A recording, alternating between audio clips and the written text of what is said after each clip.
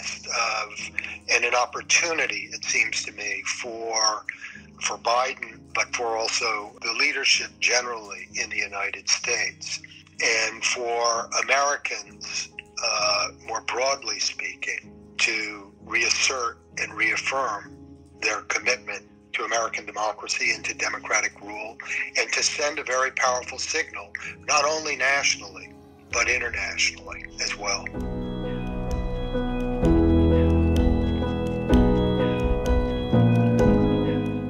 There's a lot of chatter on Twitter and kind of other platforms about demonstrations, whether they're outside, whether they're in D.C., Washington, D.C., or whether they're in other state capitals.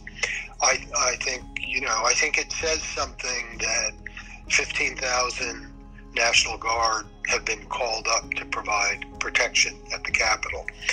And I think this is, this says something about the nature of and the level of concern that exists right now.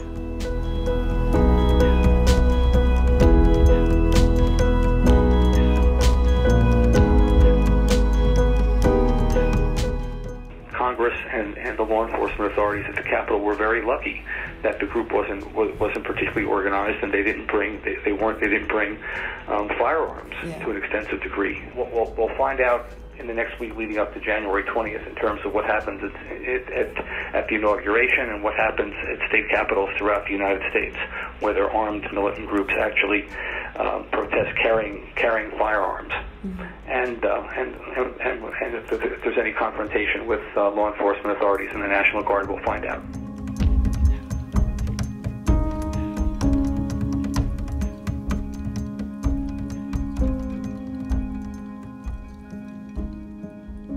Notices that the Capitol Police and law enforcers exercised extreme constraint in dealing with the protesters last week. If the insurgents begin shooting first, the law enforcement and the National Guard will defend themselves, and that could escalate into a very high level of conflict. And it's a question of which side will have the most firepower.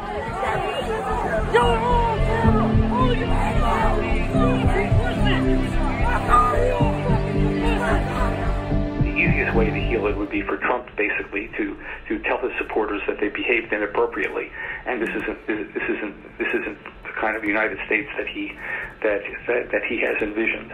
The big problem in the United States is the pandemic, and that's something where the country has to become unified in dealing with that.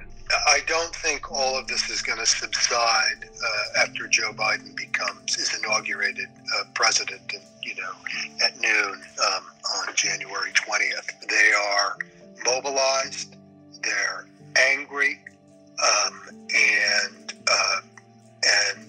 they want to be heard. The country is very divided. It is not the kind of thing that will change overnight. That really requires programmatic, systematic action over a very long period of time.